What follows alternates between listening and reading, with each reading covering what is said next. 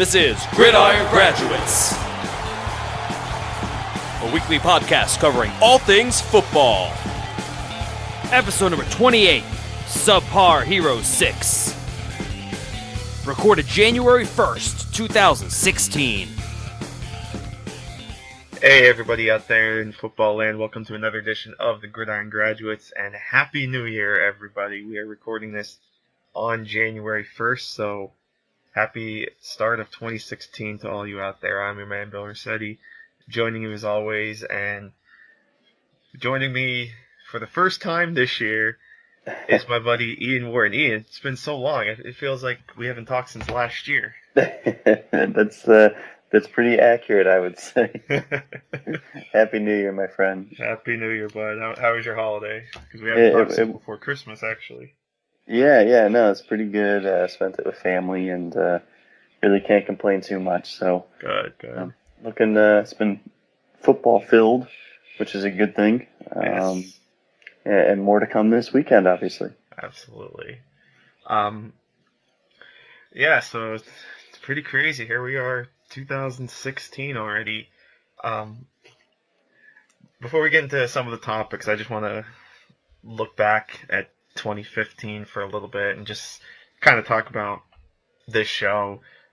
It's been hard to believe it's been about 7 months, almost 8 months now that you and I have been recording this show, and it's been real great. Obviously back in June we started. I was really excited to get going, and obviously we've been going pretty strong since then, and we've had a lot of good guests on during the year for these for our first 7 months together. Guys like Matt Harmon, Sigmund Bloom, Dan Hatman, Jeff Risden. It was a fun 2015, I'd say, for us. Oh, absolutely. It was a great year. Definitely hoping everyone has a happy, healthy, and on the track to getting wealthy 2016. Nice. Definitely want everyone to be successful, and at least for me, and I believe for you, 2015 was a good springboard. So definitely looking forward to what this year brings. Yep. Yeah, hopefully 2016 brings a good future to this show as well. Hopefully to continue strong with the two of us, and then some other outsiders, and just keep the football talk going year round, because that's what we love to do, right? It's always definitely. It's always a fun time. So so that was a quick look back at 2015, but now of course it's time to move forward. It's 2016, and let's kick it off with a bang. Let's start by talking about some of the happenings over the week, and I think we have to start in Philadelphia with the surprise firing, or as they put it in their announcement, release of Chip Kelly. Obviously, very stunning when the news broke, not just because of the fact that they fired him, but the fact of the timing of the firing.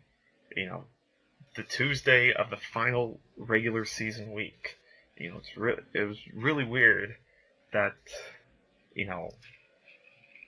with just one game left, he doesn't even make it to the final game of the season before they give him the boot.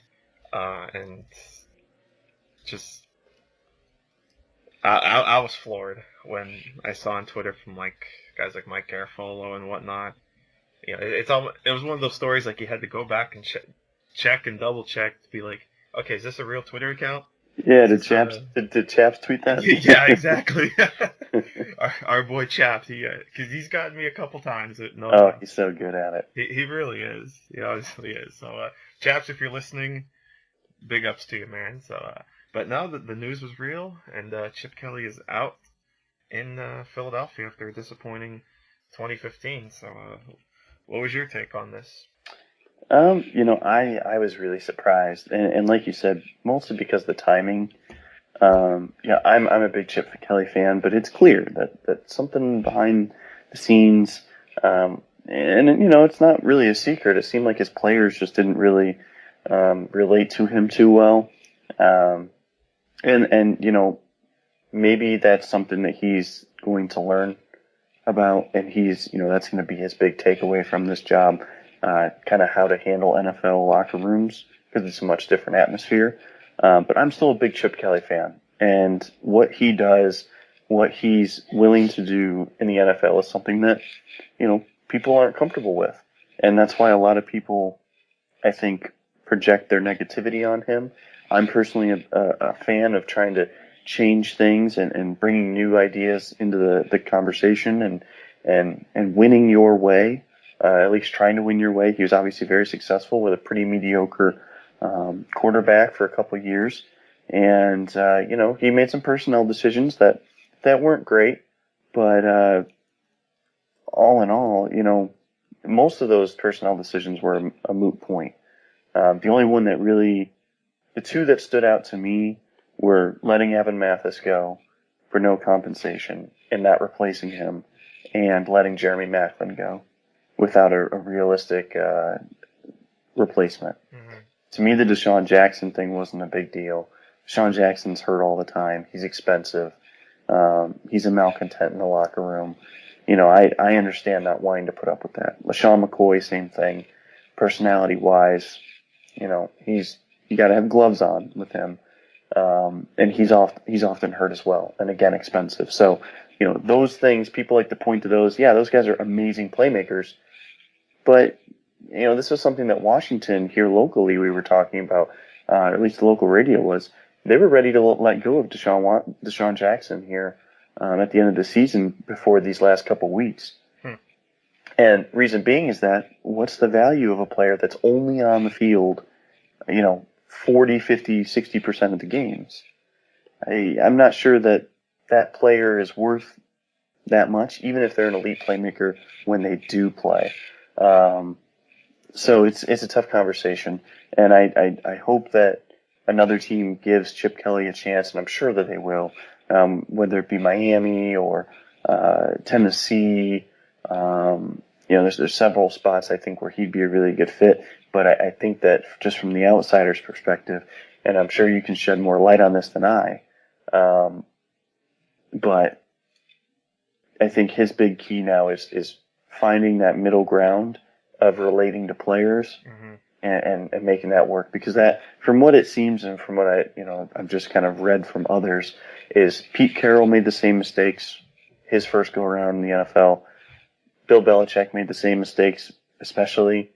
Some people say it's the exact same situation as what happened to Bill Belichick. Media hated him, didn't really rub people the right way, and he ended up obviously getting fired in Cleveland. And will Chip Kelly beat Bill Belichick? I doubt it. Just because, it's never fair to, I think, ever say that about somebody, to become one of the all-time greatest in anything. But, would it surprise me if he bounces back with another team and is very successful? Absolutely not, because he was very successful, even with the Eagles in 3 years. 26 and 21 with pretty average to below average quarterbacks is really impressive. Yeah, Mike Clay, another great guy that I respect a lot on Twitter, brought up a real good point. Everyone, like you said, a lot of people are making a big deal of, the Deshaun Jackson, LaShawn McCoy, Jeremy Maclin being let go, because, they were the star players on this team that Chip Kelly released to try to overhaul this team. Well, Mike Clay mentioned that this team was 4-12 when Chip Kelly took over. And last I checked, all three of those players were on that roster that only won 4 games. So it's not like Chip Kelly took over, a Super Bowl winning team or a team that was coming off a fantastic season. This was a team that had a top 5 draft pick and just, imploded in Andy Reid's final year. And yeah, some of the players that he brought in to replace those guys obviously haven't completely panned out. DeMarco Murray has been a bust. Kiko Alonso either couldn't stay on the field or was just invisible when he was on the field, which was unfortunate because I was a huge fan of Kiko Alonso. When the trade was made, it was like, okay, wow, they traded LaShawn McCoy, but on the other hand, they're getting a talented, young, very cheap inside linebacker that they can build around. You know, a kid that was coming off being one of the league leaders or the league leader in tackles his rookie season. You know, so I was excited to see Kiko Alonso, and unfortunately, he didn't pan out either. So, and he still could, I think, coming back from that injury. Yeah, I mean, you know, his future still has upside. Mm-hmm. You know, year one coming back after an injury into a new scheme, new team. You know, you can expect some improvement, I think, there over the course of time. Mm-hmm. And that's probably going to be another issue, too. He'll probably have to learn another new scheme because you're probably looking at a new defensive coordinator under whoever the head coach becomes. And I wouldn't be surprised if Philly goes back to a 4-3 because obviously the pieces that they have on defense are built towards a 4-3 because, you know, a bunch of these players are still Andy Reid disciples, namely Fletcher Cox, who I think is better suited as a 4-3 D tackle, like probably a 3-tech. You know, so if you move back to a 4-3 and you have, say, Kiko play the middle linebacker and, you know, allow you to put Brandon Graham at the end and kind of mix and match pieces. So, you know, there's still some potential there, again, depending on who the coach is. But yeah, so some of the players didn't pan out, and obviously Eagles fans were not too happy about it. So you can imagine that a lot of people were very thrilled to see Chip go because in their eyes, of course, Chip Kelly ruined the Eagles team. It's so weird to me. I mean, they had a bad year, but I mean, man, to say that like you ruined them, it's still, this might be like one of the better jobs available. I mean, that's just kind of my takeaway, is that this is one of the better jobs open right now. Like I said, I think the only thing that he did wrong was really losing the locker room, which, you know, that is a fireable offense. You know, it's easier to change the head coach than it is the players, that many players. Yeah. But I mean, to say he ruined the team, I just can't agree with that. I mean, this is a quick rebuild if you get the right coach. All you really need is figure out what you want to do at quarterback for the long term. And they're in a good spot to actually do that. I was actually hoping that they would pick up Jared Goff in the draft, or even Paxton Lynch, and see where that takes them. Or even Carson Wentz. I mean, I could make the case for a couple of these guys because those are the type of players that you can actually plug and play fairly quickly. You know, in this type of offense, because he makes it so easy for the quarterback to succeed. And you know, the Eagles right now are sitting just outside of the top 10 of the draft. Could sneak into the top 10 if they lose to the Giants. So they could be in position to take one of those quarterbacks if they want to. I mean, probably not going to get Goff unless you trade up. But I wouldn't be surprised if he gets teddied. Remember what happened with Bridgewater? Yeah, People that's true. picked him apart, and they didn't like his frame. They didn't like, you know, certain parts of him. I just wouldn't be surprised. People just fall in love so much with the size of players, not just quarterbacks, but players in general. And I agree, like, you do need to have, you know, certain size, but it's not like he's 5'10". You know, he's not Johnny Manziel size. And that's like if you're talking about a quarterback and your number one positive on a player is size or athleticism, honestly, that doesn't sound like a good quarterback to me. That sounds like either an athlete or just someone that looks the part. And so, you know, for me, yeah, I'm a big Goff fan because his pocket ability to win in the pocket, and I think that you know, I'm not going to go too far down that road, but you know, I think that the NFL will end up missing on him, kind of like they did Teddy Bridgewater, because they were concerned with really trivial issues. I mean, if you're big enough to get hit as many times as Goff was this year at Cal, which he was smashed around, and you know, he got banged up a couple times, but he never missed too much time, so he never missed a game. So, but yeah, I mean, I really think this team wasn't too far, and you know, I know people point to the Byron Maxwell signing as well, but whenever you play free agency, you're going to overspend, and they did upgrade the position. I mean, Maxwell wasn't great, but he was better than what was there before. Exactly, yeah. And that's what you have to keep in mind with that. It's like everyone overpays in free agency. Mm-hmm. So it's just the name of the game. That's why you've got to re-sign your talent before they hit free agency to really get any type of deal. Yeah, I mean, you look at a team like the Steelers, just kind of going off topic quick, with Antonio Brown, that they were able to lock him up before he hit free agency, and now that contract looks like a steal for the Steelers, no pun intended. But yeah, you're right. It was definitely an improvement over what they had, and I mean they still won 10 games with guys like Michael Vick and Nick Foles at quarterback, and obviously Michael Vick at the time was not even what he was in 2010 when he had the magical year, and right. Of course Nick Foles had the fluke of a season in 2013, and now it's almost like he's kind of Matt Flynn. He's like the new Matt Flynn. He's taken one season and really kind of cashing in on that, because he got that contract with the Rams, and look what happened. He was benched during the season.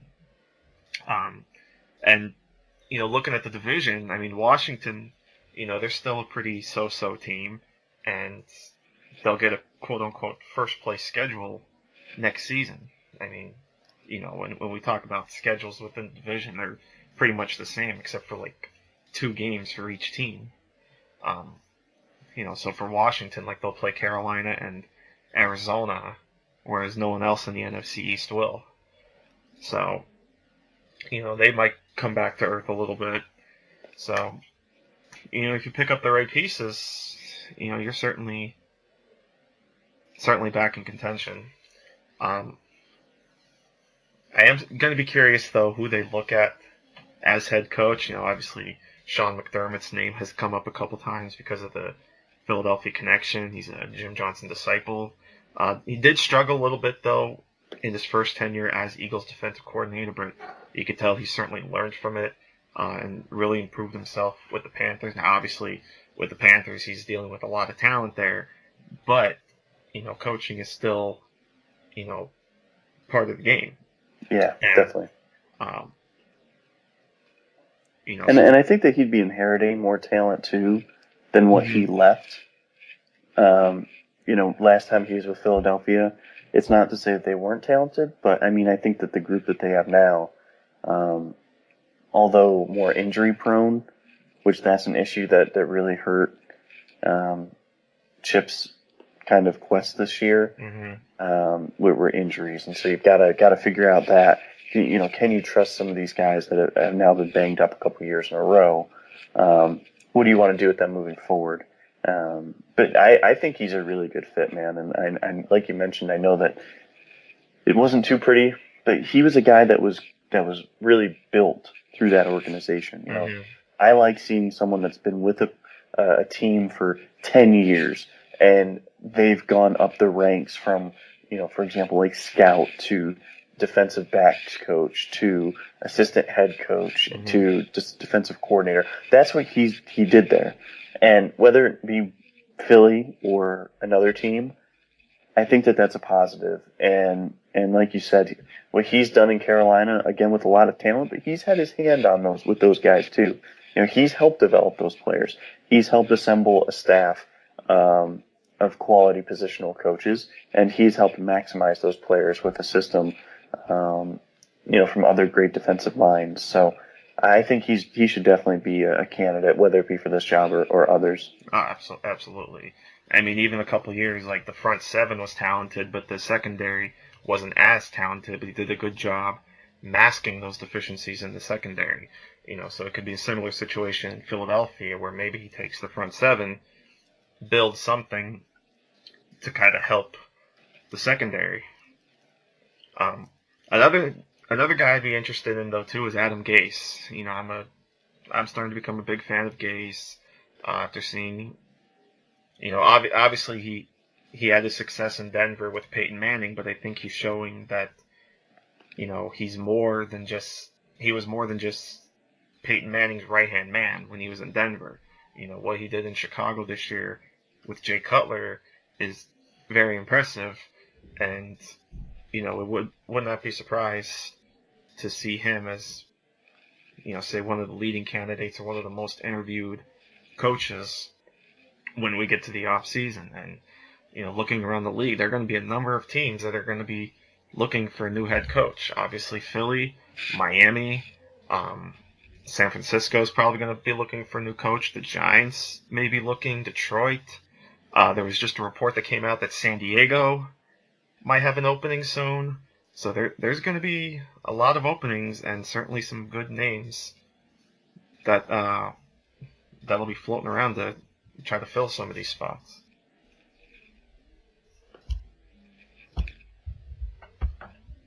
So so it'll be really interesting to see how that goes. Do you have any favorites for the Philly job?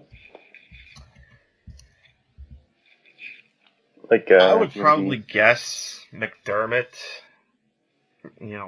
Off Would the that top be- of my head right now. Yeah, like would you prefer to go defensive coach, or would you prefer like offensive coach? Some candidates that people talk about are guys like Hugh Jackson, Adam Gase, Kyle Shanahan, although that's kind of died down a little bit more recently. Yeah. I don't think that it should, by the way. I think he's going to be a heck of a coach. Mike Shanahan is another guy. I wouldn't be surprised if he gets hired somewhere this offseason. Would you like to go offensive again, or would you rather go defense? Because then you could kind of go. There's Matt Patricia in New England.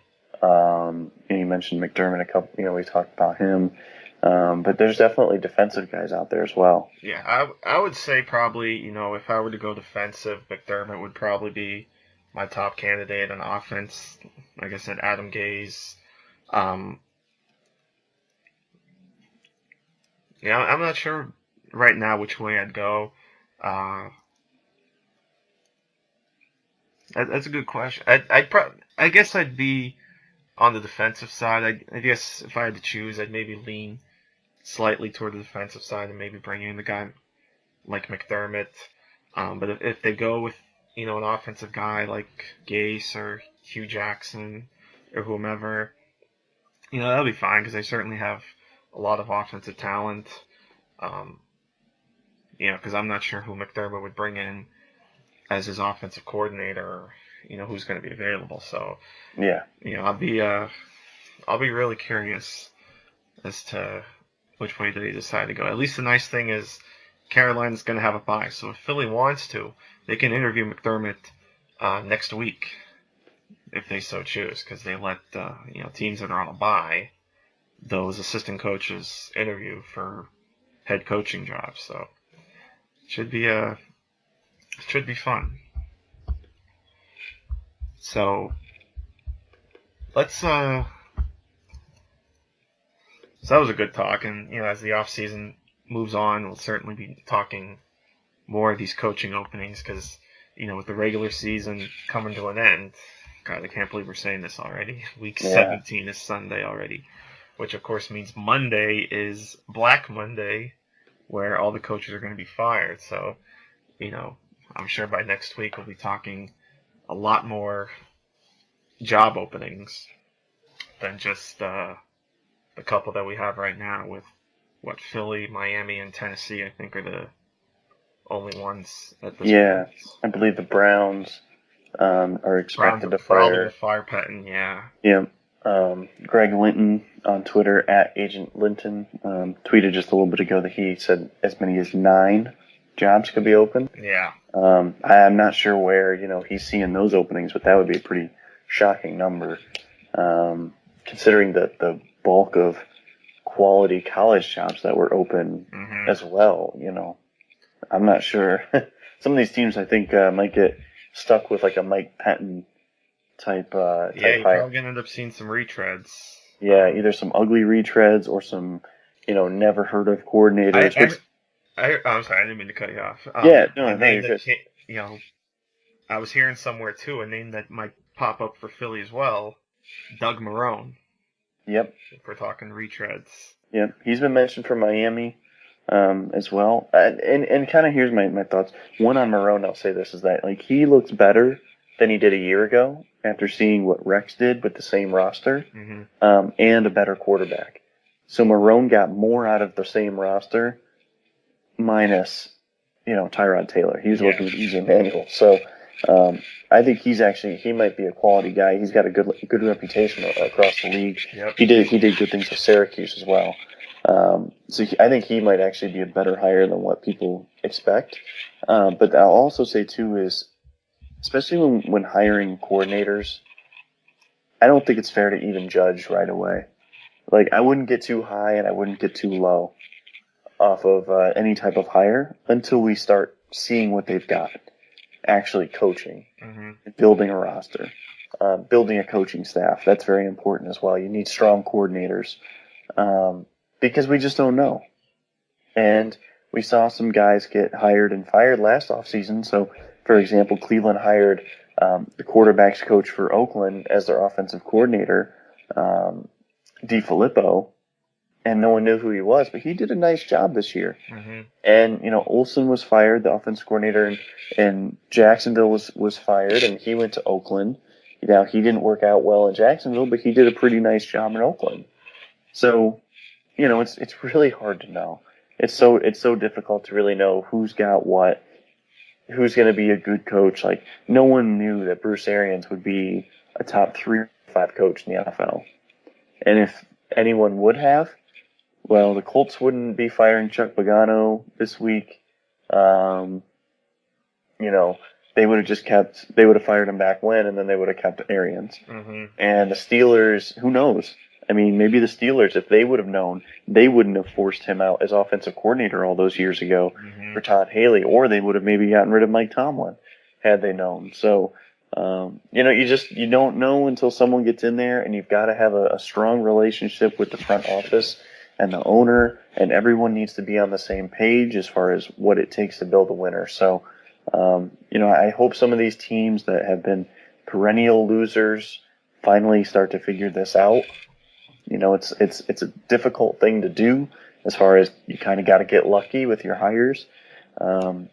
Sometimes even big name guys don't work out, and so there's no exact formula for it. But these teams that keep recycling front offices and head coaches every 2, 3, 4 years, that's not the formula for success. I'll tell you that. Mm-hmm. Yeah, so it should be an interesting Monday to see which openings come up and how many we end up with. So let's move on to stuff on the field. Let's talk about the playoff picture with just 1 week left in the regular season. It's a sad time. It's bittersweet, obviously. It's exciting that it's playoffs are coming up, but then that also means, of course, the end of the season is near, because after Sunday we say goodbye to 20 teams. So it's bittersweet to say goodbye to another regular season. But here we are, week 17, and not a whole lot of drama in the playoff pictures we kind of discussed last week. The NFC, of course, is pretty much set. The 6 teams are in. It's all about seeding at this point. We know Carolina and Arizona will be the top 2 seeds. It's just a matter of which order. Because Carolina had a chance to wrap up home field, but they stumbled last week against Atlanta, suffering their first loss. I thought the Falcons actually played pretty decently, especially on defense in that game, so credit to them. But Carolina, they got Tampa Bay this week. Arizona hosts Seattle. Those games will decide the number 1 seed. The Sunday night game, of course, will decide the NFC North title, Green Bay and Minnesota. Winner there will be the 3 seed. Loser will be either the 5 or the 6, depending on what Seattle does. And, of course, Washington locked into the 4 seed. And then over in the AFC, you have New England, of course, sitting as the number 1 seed right now at 12-3. Denver beat Cincinnati in overtime on Monday night to take control of the 2 seed and clinch a playoff spot. So unfortunate for the Bengals. I really thought they had a shot to get a first round bye. Probably blew that chance. Looks like they're going to have to play on Wild Card weekend now, unless San Diego stuns Denver. The Texans, holding down the 4th seed, and we'll get to the crazy scenario that needs to happen to knock Houston out. Kansas City holds the 5 seed, and the Jets took over the 6 seed after the Steelers shot themselves in the foot against the Ravens. So now the Jets control their own destiny for a playoff spot. All they have to do is beat Buffalo, and they are in. So looking at the playoff picture and what we got coming up in Week 17, what's your take? What do you think's going to happen? What are you looking forward to? Yeah, and first off, I'm shocked how last week played out. The Ravens winning against Pittsburgh. Yep. I mean, that could change the entire AFC outlook, because Pittsburgh was one of those teams where they had a fairly healthy offense, but where they're healthy is really where it matters. Ben Roethlisberger, deep wide receiver crew, D'Angelo Williams, good enough to carry the load. So, this team could have done a lot of damage had they made the playoffs, especially when you look at Brock Osweiler struggling, especially when you look at A.J. McCarron or Keith Wenning being the starter in Cincinnati. That spelled a really good recipe for either Pittsburgh or Kansas City to make a run in the playoffs. Now you're really looking at who's the second best quarterback in the AFC playoffs. You're saying it's Alex Smith. Alex Smith, maybe Ryan Fitzpatrick. I mean, that's pretty crazy. Yeah. And it's going to be really gross as far as quarterback play for the AFC. But, I mean, I think that it matches up well. So in Week 17, what I'm looking for is, Houston, they're probably going to clinch. I mean, the Colts just need way too much to make it happen. So for the AFC, I just want to see, like you mentioned, who gets the first, second, and third seeds. Can these teams just kind of close out Denver and New England? And, I kind of hope that, and I have no real bias or allegiance to these teams, but I hope Cincinnati can somehow steal that second seed so that Andy Dalton maybe can come back second round of the playoffs, and then we can have like a legitimate team. I really want to see what this team is in the playoffs. And I feel like this was their best year. But if they don't have, Dalton back there, then they have no chance. They just have zero chance. They might win the first week, but I mean, to be honest with you, I think the two best teams playing in this conference right now are Kansas City and the Jets. And those are wild card teams. And that's also because they're healthy. They've had some injuries, of course. Jamal Charles is a big one. But the grand scheme of things, the Patriots, almost their entire roster is hurt. So, it's just one of those things where those teams are playing really well right now. The Jets, I think, have won like 5 straight. Chiefs have won 100 games straight, it seems, to get in this position. So, NFC-wise, I want to just see there's really only one game I care about. Minnesota, Green Bay. Who wins? And it gives one team home field advantage in the first week, and it could also pay off down the line as well. If one of the top 2 seeds fall, although I think Carolina and Arizona are clearly the 2 best teams, probably in the NFL right now. Just to go back quick, for those that may have missed the Colts scenario, they need to obviously beat Tennessee, which is possible because Tennessee won't have Mariota. They need Houston to lose to Jacksonville. And they need, as LeBron James would put it, not 1, not 2, not 3, not 4, not 5, not 6, but 7 other teams to win. They need Buffalo, Miami, Atlanta, Baltimore, Pittsburgh, Oakland, and Denver to all win for the Colts to get into the playoffs. That's crazy. That is really crazy. Because then that would put Indianapolis in the playoffs on the 6th division tiebreaker, which would be strength of schedule. Jeez. I mean, how crazy is that they have to go all the way down that far? Because they'd be tied at 8-8. They split head to head. They'd both be 3-3 in the division. They'd both be 6-6 in common games, 6-6 in conference games. And this scenario would have them tied in strength of victory. Indy cannot win on strength of victory either, so they'd have to go to the next tiebreaker, which is strength of schedule. That's why they also need Oakland and Pittsburgh to both win, so they can clinch that tiebreaker. You probably have a better chance of being struck by lightning twice than the Colts do of making the playoffs at this point. And obviously, this is the reason why Chuck Pagano is probably about to coach his final game with the Colts, because the Colts obviously face planted this year. I mean, they were my pick to win the AFC, and they're gonna finish 8-8 and out of the playoffs. Obviously, injuries played a big part in that, but yeah, and even when Andrew Luck was in, he wasn't the Andrew Luck that we knew the last couple of years. He struggled a little bit. But what's sad for the Colts is that they don't realize that they also have a terrible general manager. Yeah. Pagano's might deserve some of the blame, but it's also time to hold Ryan Grigson accountable because, Yeah, that's part of the reason why Andrew Luck was hurt. They've tried to invest. They've invested really well at wide receiver and tight end around him. They've tried to invest a lot of resources into the offensive line, but it's just been a lot of bad evaluation. They honestly need probably 4 new starters on that offensive line. Jack Mewhort's really the only guy I would actually move forward with as a guy that you're not going to look to replace. And defensively. And on one hand, I feel a little bit for Pagano because, again, he really hasn't been given a ton of talent, but he also hasn't made any of them better. The only guys that he's made quote-unquote better are Vontae Davis, but he was also a very young player when they acquired him, and no one's going to, I can't really sit there and say that he was the reason why that he got better.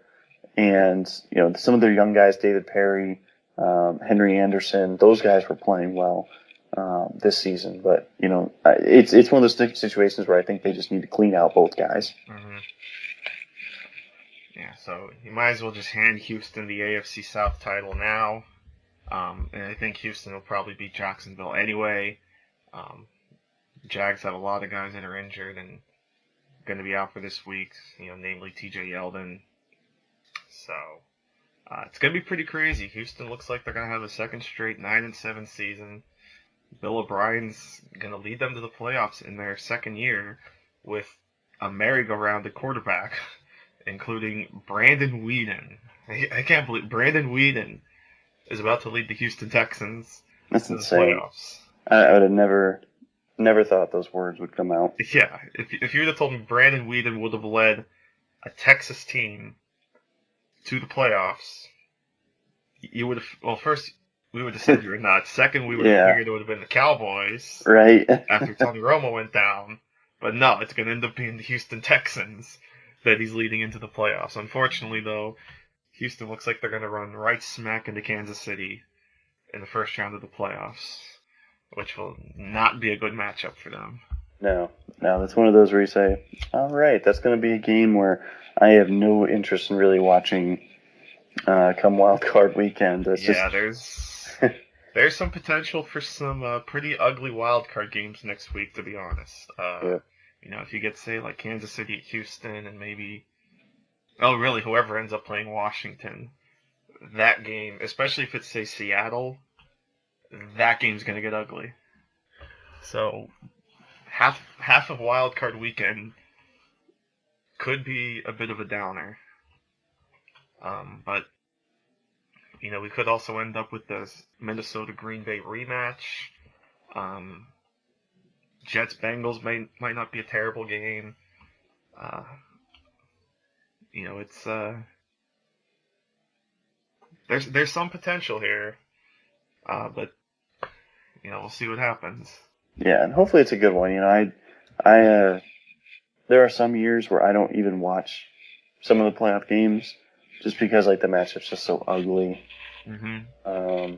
And I'm hoping, the only game I think I wouldn't watch this year, which is a good thing because I think the playoffs are pretty strong, It's just a Houston-Kansas City game. I think every other game is probably going to be pretty good. Yeah. Hopefully. At least on paper. And then, of course, the race we'll be looking at from the opposite end of the spectrum is, of course, the race for the number 1 overall pick in the draft. And obviously, we talked about Tennessee a little bit, not having Mariota. So if they lose to Indy, which is pretty possible, they will lock up the number 1 seed because they still have a big lead over the Browns in strength of schedule. So the Browns are going to have to lose and hope the Titans somehow win at Indy to claim the number 1 pick. And those two will probably end up being the top 2 picks unless Cleveland somehow beats Pittsburgh, which I don't see happening with Austin Davis at quarterback and Pittsburgh fighting for a playoff spot. So those will probably be the top 2 picks, and then you've got the Chargers, Cowboys, and 49ers sitting at 3, 4, and 5 right now. So those are the races worth noting in the at the top of the draft board. And then one other thing I find pretty interesting, the Eagles-Giants game on Sunday. Two teams that could both potentially be looking for new head coaches in 2016. Whoever wins that game gets the privilege of playing at Seattle next regular season. The loser gets to go to London. So it'll be interesting to see how those teams handle that game. I mean, obviously that's not going to be on their minds, but yeah, that's a neat little storyline. The loser of that game will end up finishing in 3rd, meaning they'll be paired with the Rams.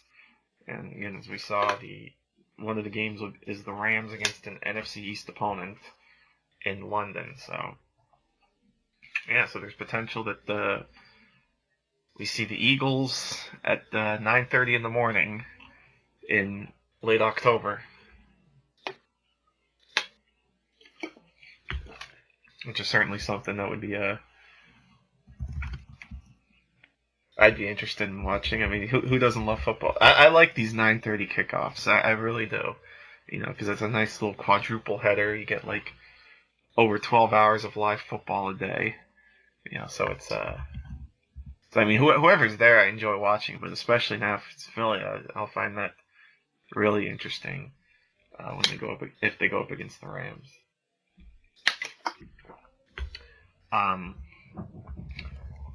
So yeah, that's not too much with the playoff picture. Like I said, not too much drama, but there is still some. Do you want to pick games? Well, I guess we'd have to wait and see how they. Well, next week I guess we'll pick games. I keep forgetting that week 17's here. It sounds so weird to say that. It really does. And part of it is like you said. I mean, all but 2 teams are locked into the playoffs, and technically Houston is almost a sure thing. You might as well just say Houston's in because, like I said, the Colts need way too much to happen. To get in. If they get in, it'll be nothing short of a miracle. So we did have 2 playoff games happen last night in the college football playoff. Yep. We had Clemson beating Oklahoma, and we had Alabama's destruction of Michigan State. I picked both of those teams to win. And actually similar fashions too. They kind of both played out how I predicted, which is kind of unfortunate. I was hoping for 2 better games than what we ended up seeing. Of course, Ohio State destroyed Notre Dame today, which makes me very happy. These last couple of days were pretty nice for you as far as your teams go. Yeah, I've made out pretty well. State with the big win, and Houston with the win over Florida State. Yeah, that was a great game. Good to see my one of 2 alma maters, and then actually the first school I went to, Ashland University in Ohio, is a D2 school, and they are 10-0 on the seat. They went 10-0 on this year. So congrats to them. Won the conference championship. So great job, boys. Nice. But yeah, so moving forward, on the 11th is the granddaddy of them all, and I'm not talking Rose Bowl, which Christian McCaffrey, once again, put on a great show. Wow, Should have been the Heisman winner. what a performance. Yeah. I thought he should have been the Heisman winner, and today just kind of reinforced it. But what's your outlook for the national championship game, Clemson and Alabama? Yeah, this is going to be a fun one, I think. I'm really looking forward to watching this offense against the Alabama defense. I'm really surprised at how big the spread is already. Like, to see Alabama as about a 7-point favorite for the national championship game is... That seems crazy. It does. You know, I think Clemson can really put up a fight. And I'd also argue that the team that they played, Michigan State, isn't that good. Yeah, there's no doubt Michigan State. I mean, they're ranked number 3, but there's no doubt Michigan State was the quote-unquote weakest of the 4 playoff teams. And the fact that Connor Cook played arguably his worst game of the season at the worst possible time. Yeah. I mean, I think that everyone knew Ohio State was better. It just is one of those things where it's like, because Ohio State lost that game, that head-to-head game, which is unfortunate. You know, it's Ohio State's fault, like I've said before. But they really cost us, I think, a really good matchup there. Because Ohio State, man, they looked so good against Notre Dame. It was like a 2-score game, but really, though, I mean, that game was a blowout. But, yeah, I mean, Bama and Clemson's going to be good, man. Like, Clemson's offense is a much different attack. And it's that type of attack that usually gives Alabama headaches with that spread. And then their defense is very talented as well. They've got talent all over the place. They really do. All 3 levels of the field. They're fast. They're physical. This is going to be a tough matchup. Like, they're very similar to what the old Urban Meyer Florida teams were. And I think honestly, if I'm betting this game, I would take Clemson with the money line, let alone for the points. I think they're going to win this game. Yeah, I think, you know, Clemson is on such a high right now. I think they can do it too. I think they're riding a lot of momentum. You know, I mean, Dabo Swinney said it best. You know, a lot of people mocked him for saying it, that, you know, people were doubting him, but I mean, it's pretty obvious people were doubting Clemson with, you know, especially early on, how much of a favorite Oklahoma was. I mean, I didn't see what the line was when the game started, but I assume Oklahoma was still the favorite. So, you know, they're definitely riding a lot of momentum, and you figure they have to be playing with house money at this point because, you know, all the focus is going to be on Alabama. So, you know, I think Clemson's firing on all cylinders. Watson's playing well. Like you said, they have a lot of talent on defense. Guys like Mackenzie Alexander in the backfield. So I think they can do it. I think they can shut down Jake Coker, and who knows? Maybe they'll have an even bigger pizza party than they did before the playoffs started. Yeah, a lot was made of that pizza party, and I feel like you don't really hear too often about pizza parties. So that was kind of a funny touch on the pregame there when they were talking about that. Yeah, that was good job, Sweeney. Though that was real classy to buy all that pizza. Yeah, I like that, but he seems like a cool guy. He's pretty funny to listen to. It'll be a dogfight. Do you have like a score prediction you want to go with here? I'll go with one first since I'm asking it. Okay. Give you a second there to think about it. I'll go. I think it's gonna be kind of low scoring. I think it'll go Clemson 24 and Alabama 20. I'll just go 20. I'll say 31-24 Clemson. Yeah, still a close game there. Yeah, you know, I think, I think Clemson, like I said, can hang in there and win. I just think, you know, given Alabama, you know, that big of a spread is just begging people to take Alabama. I would certainly bet Clemson there as well. You know, 7-point. Clemson undefeated is a 7-point dog.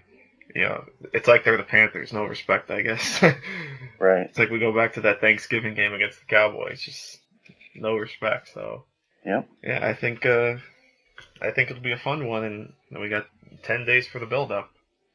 At least we still have some good football games to watch. well, at least just for this weekend. Then we got to pretty much go a week before the games pick up again. Like, I don't know if you want to jump now into the rest of the New Year's Six, some of those games. Like we mentioned the Rose Bowl earlier. I mean, first play from scrimmage, too, with Christian McCaffrey. It's like, my goodness, yeah, you just it's sit there and crazy. watch the game, and you're just in amazement at everything the kid can do. Like, like maybe a lot of people weren't too familiar with McCaffrey just because, East Coast bias, him being out on the West Coast. But, man, and it's just 19 years old, too. Like, you would think the kid was like a senior or something, or the way he was playing. The kid's only a sophomore, so he's obviously coming back. They're obviously going to have a new quarterback, though, because Kevin Hogan's gone. But, man, when you have a kid like McCaffrey that can do what he does, just rely on him, and whoever plays quarterback will be fine. Yeah, absolutely, man. He's a special playmaker, and I don't know about NFL or anything like that yet. I'm gonna try to enjoy him as much as we can. Yeah. But man, he really is a fun player to watch. And I'm sure a lot of people were saying, I bet you the Iowa was a fraud tweets or hot takes were probably flying all over. Oh yeah. With how bad they got blown out, and I mean, I guess they have a point. The fact that they get blown out by Michigan State, or however much they lost to Michigan State by, and then they get blown out by Iowa today. So certainly wasn't the best of endings of the season for the Hawkeyes, but still 12-2 is still very impressive. The fact that they got to the Rose Bowl, so certainly nothing to hang their head about. But oh yeah, and it's for that program, they came out of nowhere to do it. Yeah, they didn't play anybody throughout the year really, but regardless of that, that doesn't mean 12-2 is not impressive. And for a guy like Kirk Ferentz, I mean, hey, probably saves his job for the next foreseeable future. Mm-hmm. Which that was kind of in doubt, I think, what was going to happen with him. So it definitely matters. It matters to the people there. And congrats for them on a really good season. I certainly didn't expect it from them. So I'd be very happy if I'm an Iowa fan. Yep. And I do also want to get your thoughts on Jared Goff. Like, we obviously touched on him a little bit, and by all accounts, he had a great game. Oh yes. Against Air Force. Yeah, he was fantastic. Just out of his mind. I mean, this was a game. Air Force is a good team. Let me say that first. Jared Goff was in a bad position where people were going to either put down the competition if he had a good game, and if he had a bad game, people were going to pounce on him for it. It's just one of those games where it's like he was playing a very similar team to his own, which is not super talented, but it's a well-coached team, and it's a team that is scrappy. And that I have a lot of respect for the Air Force because not even military-wise, just like as far as like how they play football, they're a really tough team to match up against. And he shredded them. He really did. He shredded that defense. And I think that what he did, 6 touchdowns, 4 of them were very impressive. 2 of them were wide open passes. He was making throws that, I mean, just to all levels of the field that were clear NFL throws. What he does is very translatable. I think he is as good of a quarterback prospect, minus Jameis Winston and Andrew Luck, as we've seen come out, in the last couple of years. Now, I do think he needs some time. I think he needs some time to bulk up. Give him a year. Ideally, you wouldn't start him. You'd let him sit, gain some strength, understand the NFL. But, I mean, I would say that for almost every quarterback, too. I would say the same thing. I said the same thing about Marcus Mariota. I didn't say it about Winston. Winston, I thought, could come in and play. I thought Teddy Bridgewater could come in and play, because those guys came from more traditional offenses in the NFL from what we see. But the NFL does do a great job of adjusting to their talent, their quarterback talent, and they're making it more spread friendly. He's just a very highly intelligent player, and what he's able to accomplish in the pocket, extending plays, all that stuff's going to translate. And I just think he's a bona fide top 5 pick in this draft. And you compare him to Connor Cook doing terribly, Paxton Lynch again struggling, possibly had his worst game of the year against Auburn, as I'm finishing up his charts here tonight. So I don't think it's even a question. If you're looking for a quarterback and you're in the top 10 picks, Jared Goff's your guy. And I'm not taking anyone else except for maybe Lynch. And the only way I'm taking Lynch is if I have a 2-year plan for him. He can play year 2, but it's not ideal. I'll tell you that. I think he's got a long way to go.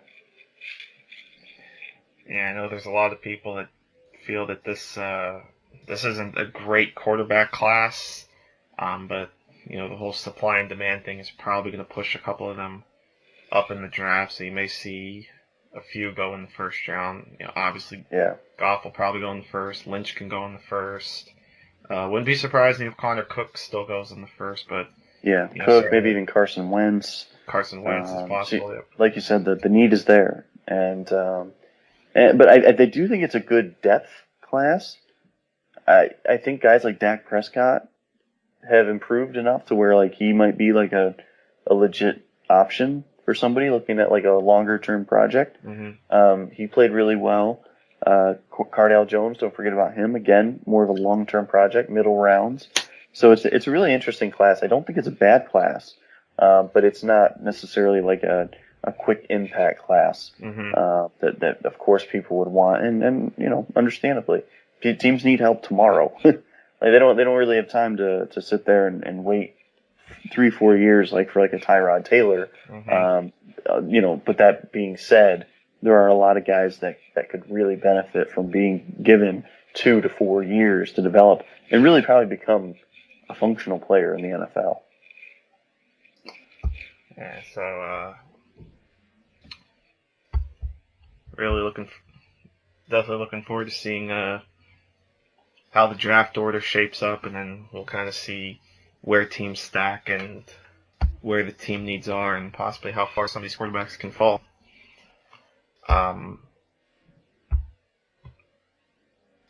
But man, it's just hard to believe that it's all coming up so quick. We're pretty much starting next week. We could start talking draft.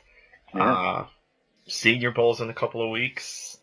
I'm actually contemplating going down there. Making the drive down to Mobile. Nothing's set yet, but it's on the table, and for anyone that can go, whether you have credentials or not, it's a great experience. If you can get credentials, just go to seniorbowl.com and you can apply. What that does is that allows you to get field access after the practice is over to go interview players, which is an amazing experience. Great springboard for advancing your career if you're interested in that. Just the comfort of talking to players really is something that comes with experience and practice. But it's a great environment. Really, the people that you're going to see and meet there, that you see on Twitter and other mediums, that's really just tremendous value. So I really can't recommend it enough. I'm probably not going to be able to go. It's just going to be tough for me to get 4 or 5 days off of work to drive down myself. But I really hope you can go, Bill, because it really is a great time. Yeah, like I said, hopefully, if I can get a week off of work, obviously, as well. And because I wouldn't mind, I guess, at this point, making the drive down. It's only a few days. And my car's pretty good on gas, so I wouldn't have to make too many stops. So that's always a plus.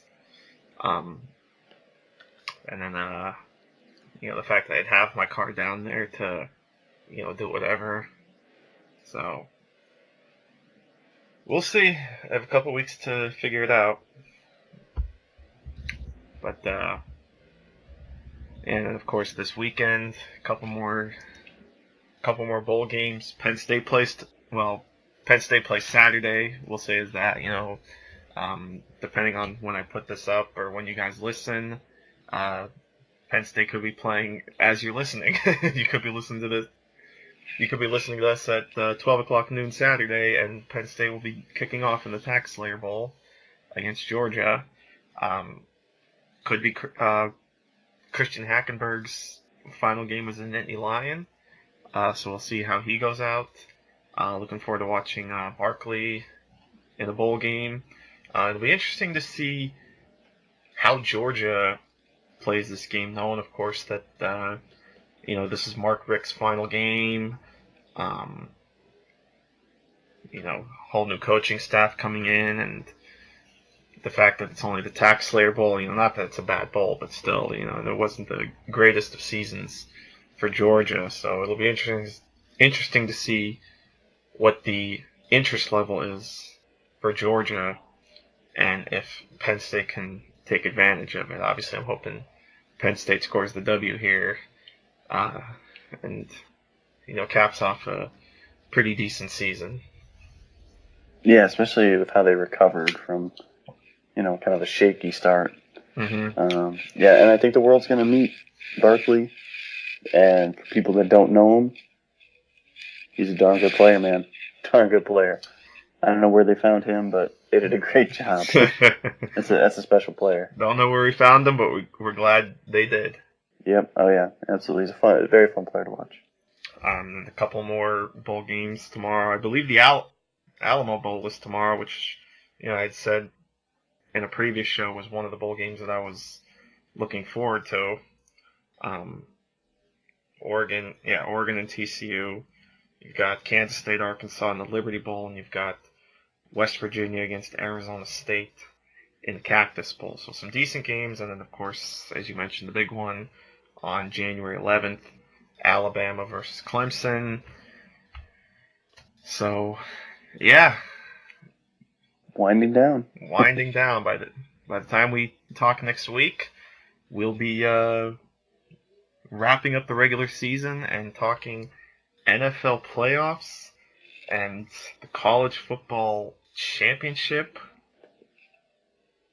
Boy, it's like I said, it's hard to believe from where we started way back in June. We were just talking about team previews and still a couple months away from the season.